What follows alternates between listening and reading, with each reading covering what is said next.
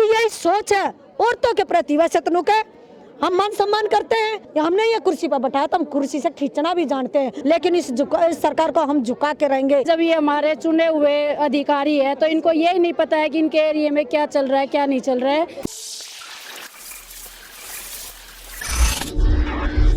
नमस्कार, स्वागत है आपका द हिंद वॉरियर न्यूज में, जहां हम उठाते हैं आपकी आवाज सच के साथ। मैं प्रगति पांडे।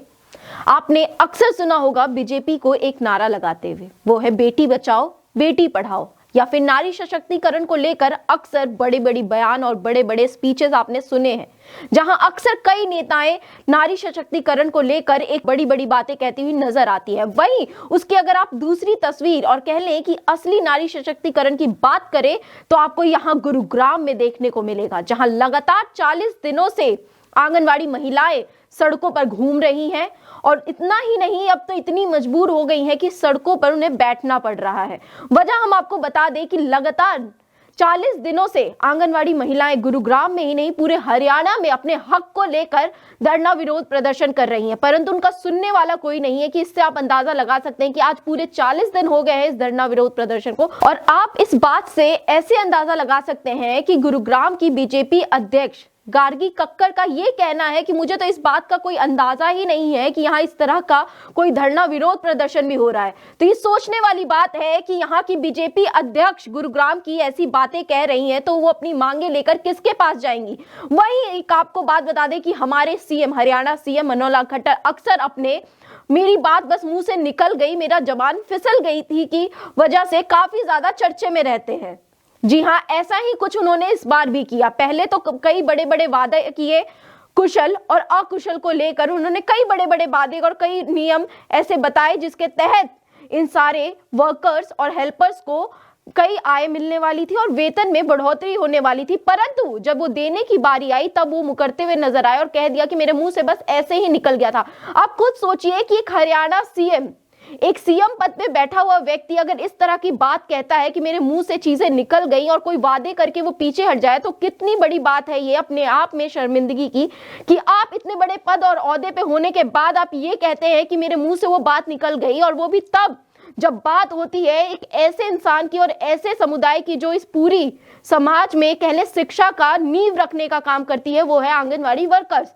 अक्सर आपने देखा है गांव में या फिर ऐसी अन्य ऐसी छोटी जगहों पे जहां बड़े बड़े स्कूल नहीं पहुंच पाते हैं, वहां ये आंगनवाड़ी वर्कर्स जाकर अपनी सर्विसेज देती हैं और इन छोटे छोटे बच्चों को शिक्षा का मूल समझाती हैं और शिक्षा की अभ्यास, शिक्षा का नींव रखती हैं। उनके लिए इस तरह की बातें कहते हुए क्या शोभा देते हैं एक हरियाणा के सीएम हमारे मनोहर लाल खट्टर जी।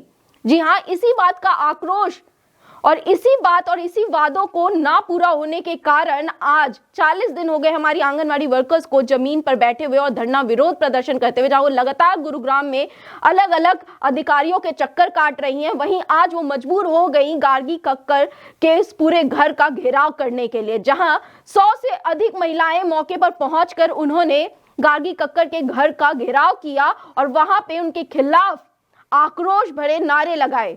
वहीं आपको बता दें कि हमारे प्रधानमंत्री ने भी ऐसा कहा था मन की बात में कि आप सभी की काली दिवाली नहीं मनेगी, आप सभी की जगमग दिवाली बनेगी। ऐसे वादे किए थे 2018 में अपनी मन की बात को। वहीं इनका ये कहना है कि वो अपनी मन की बात करके चले गए, पर 2018 से आज 2022 आ गया है, पर अभी तक हमारी दिवाली जगमग नहीं हुई है, अभी तक हम अपनी काली दिवाली ही मना रहे हैं। आइए आपको दिखाते हैं अपनी ये पूरी रिपोर्ट। हमारी मांगे, आज हमारी हड़ताल को 40वां दिन है, लेकिन सरकार हमारी मांगों पे गौर नहीं करना चाहती। हम ये कहना चाहते हैं, हम कोई नया कुछ नहीं मांग रहे। जो मन की बात में प्रधानमंत्री मोदी ने 1500 और 750 की घोषणा करी थी, हम उसे ही लागू करवा रहे हैं, क्योंकि 19 सितंबर 2018 को प्रधानमंत्री ने मन की बात में ये कहा था कि भी अब की बार मेरी वर्कर और हेल्पर की काली दिवाली नहीं मनेगी। लेकिन 3 साल से हमारी तो काली दिवाली मन रही है, उजाले वाली दिवाली तो कभी आई ही नहीं है, क्योंकि मोदी सरकार ने ना तो 1500 750 लागू करे, और जो हरियाणा सरकार ने भी विधानसभा में 2018 में फरवरी में विधानसभा में खड़ा होकर यह कहा था कि वर्कर और हेल्पर को कुशल और अर्धकुशल का दर्जा दूंगा मैं। लेकिन अब हमारी जो 29 दिसंबर को हमारी जो वार्ता हुई है खट्टर सरकार के साथ, उन्होंने, कितनी शर्म की बात है, कितना घटिया इंसान है जो हरियाणा का मुख्यमंत्री है, वो कह रहा है मैं तो आवेश में आके बोल दिया था। अरे आवेश में जो मुख्यमंत्री प्रदेश का चुनिंदा मुख्य है, जो राजा है, वो ऐसी भाषा बोल रहा तो आम आदमी की क्या भाषा होगी।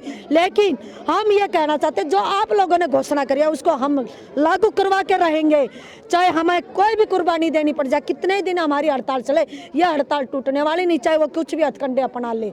इस हड़ताल को तोड़ने के लिए वो तरह तरह के हथकंडे अपना रहे हैं, लेकिन मेरी वर्कर और हेल्पर उनको मुंह तोड़ जवाब दे रही हैं। जब तक हम अपना हक नहीं लेंगे, जब तक हम पीछे हटने वाले नहीं हैं। हमारा अर्धकुशल और कुशल का भी दिया जाए और 1500 और 750 भी दिया जाए, और जो उसने 29 तारीख को घोषणा करी है, जितनी भी घोषणा करी है सबका एक मतलब लेटर जारी करा जाए।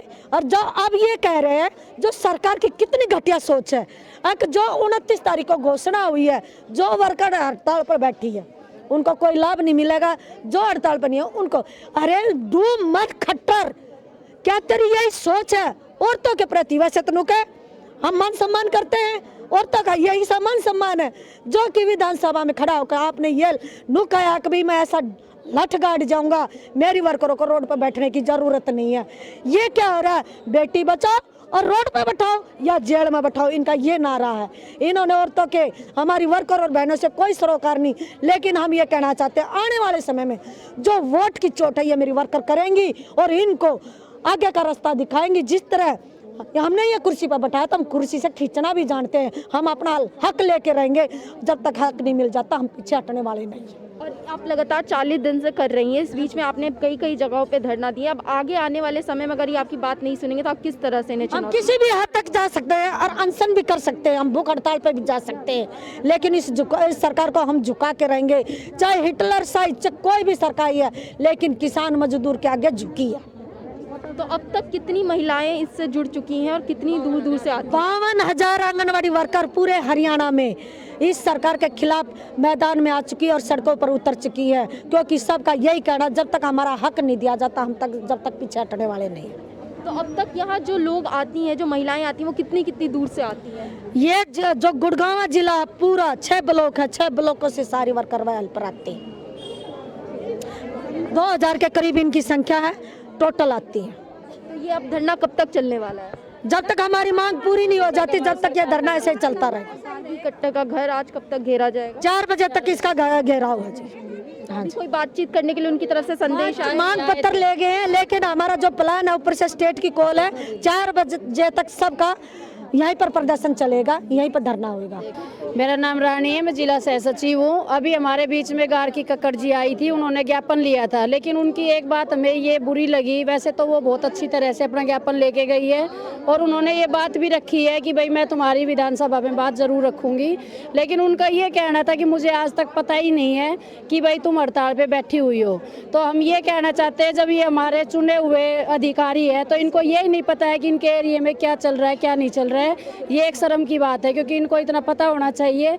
हम 40 दिन से हड़ताल पे बैठे हुए हैं, उसके बाद भी कोई हमारी सुध लेने नहीं आया है। आज हम उनके दरवाजे पर अपनी सारी बहनों को लेके इसीलिए आए हैं क्योंकि ये वोटों से तो हम नहीं चुने हैं, लेकिन इनको यही नहीं पता कि एरिया में क्या चल रहा है। तो ये इनके लिए बहुत शर्म की बात है। कहना चाहते हैं इसमें जो खट्टर सरकार ये कह रही है कि उन्होंने 29 वाली घोषणा लागू नहीं होती।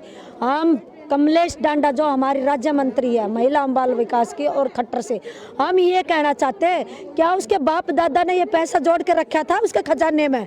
कमलेश के बाप दादा ने रखा था। ये मजदूर भाइयों का पैसा है, इन बहनों का पैसा जो खजाने में। हम अपना हक लेना भी जानते हैं और इनसे छीनना भी जानते हैं किस तरह लिया जाता है। ये इस गलतफहमी में ना रहे कि ये औरतें जब औरत के 9 रूप होते हैं ना, दुर्गा से चंडाली हो जाती है, तो इन नहीं हमारा ये रूप भी देखने को मिलेगा, या तो होश में आ जाए। तो आपका क्या कहना है कि एक महिला सशक्तिकरण की लगातार हमने देखा है बीजेपी सरकार इस एक मुद्दे को लेकर काफी ज्यादा चलती है, वहीं इस वक्त हम देख रहे हैं कि काफी ज्यादा महिलाएं यहाँ पे है जो सड़कों पर बैठी हुई है, तो इस वक्त आप इस पे क्या कहना चाहेंगे? देखिए, ये तो आपके सामने ही भारतीय जनता पार्टी का चेहरा सामने आ रहा है कि एक तरफ नारा दे रही है कि बेटी बचाओ बेटी पढ़ाओ, और एक तरफ महिला सशक्तिकरण का नारा दे रहे हैं। दूसरी तरफ महिलाएं आज देख रहे हैं कि पूरे हरियाणा के अंदर 52,000 महिलाएं आंगनवाड़ी वर्कर्स हेल्प पर सड़कों पे हैं।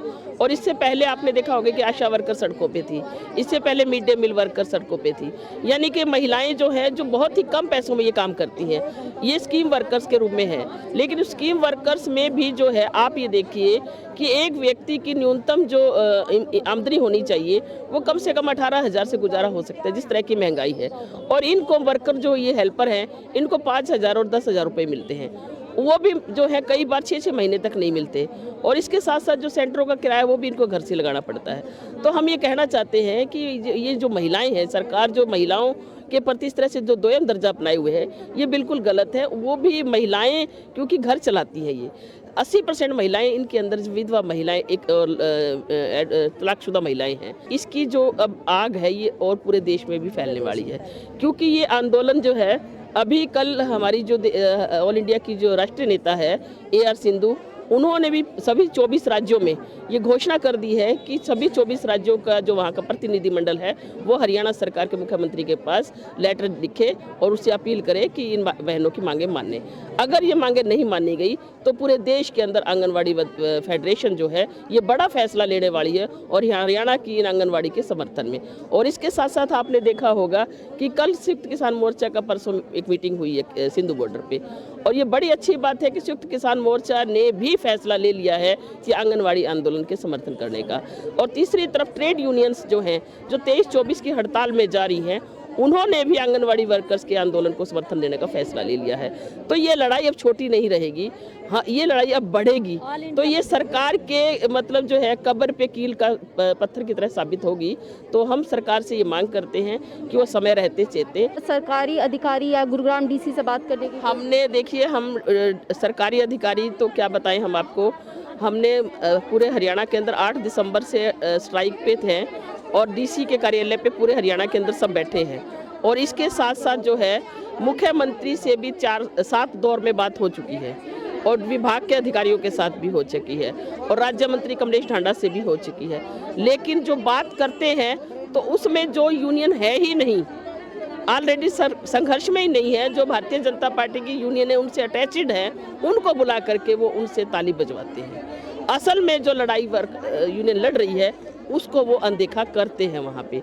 एक तो वहाँ से फूट डालने का काम कर रहे हैं, दूसरा जो है हमने DC के माध्यम से भी बार बार कह दिया है, हमने जितने भी विधानसभा के हमारे जो MLAs हैं उनको भी पहले भी हमने उनके आवासों को प्रदर्शन करते हुए मांग पत्र दिए हैं, लेकिन न तो मंत्री सुन रहे हैं और न ही कोई नेता सुन रहा है। मतलब खुद और हमारे मुख्यमंत्री गंभीर नहीं है तो नीचे का अमला तो कैसे सीरियस हो सकता है, ये हम समझ सकते हैं। देखिए विषय तो 2018 में ही स्टार्ट हो गया था। विषय जब 2018 में हमारी हड़ताल हुई थी, आंदोलन हमने किया था, इसी तरीके से हमने सड़कों पे बैठ के निकल करके अपने सेंटरों को लॉक करके, और जब प्रधानमंत्री ने विधानसभा में ये कहा, मुख्यमंत्री ने विधानसभा में ये कहा था कि मैं ऐसा कर जाऊंगा इन बहनों के लिए कि इनको दोबारा दरी पे नहीं बैठना पड़ेगा। तो मैं ये कहना चाहती हूँ सरकार को कि 2018 से लेकर के आज 2022 आ चुका है, हमें दोबारा दरी पे बैठने के लिए मजबूर कर दिया गया है इस मोदी सरकार ने, इस खट्टर सरकार ने, बीजेपी सरकार ने।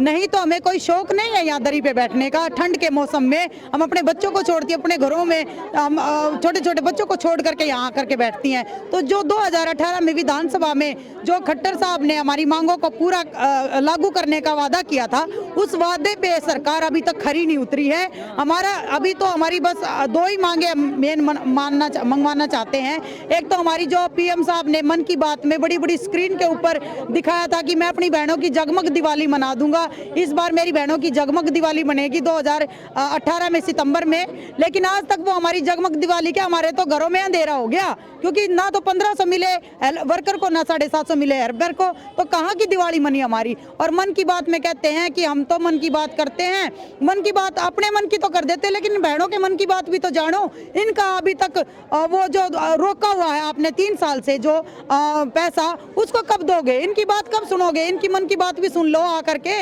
इनकी बात सुनोगे तो इनकी बातों का समाधान हो जाएगा। और जो अर्ध कुशल और कुशल का जो हमारा मुद्दा है उसको लागू करे। जब तक सरकार, क्योंकि आप देखो न्यूनतम वेतन तो सबको चाहिए, एक न्यूनतम वेतन तो होता ही है सरकार में, हर मजदूर मजदूर का अधिकार है न्यूनतम वेतन लेना, तो हम क्या मजदूर से भी गए गुजरे हैं कि हमें न्यूनतम वेतन भी नहीं मिल रहा।